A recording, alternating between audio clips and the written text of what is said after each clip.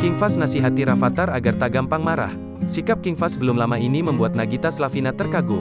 Pasalnya, Fast dengan dewasa memberi nasihat pada Rafathar agar tak gampang marah. Bagaimana reaksi putra Raffi Ahmad dan Gigi? Putra sulung Fairuz Ar-Rafiq, King Fast belakangan ini tengah ramai diperbincangkan. Bagaimana tidak, King Fast muncul ke publik tak hanya dengan penampilan yang semakin dewasa, namun juga dengan cara bicara dan sikapnya yang bijaksana.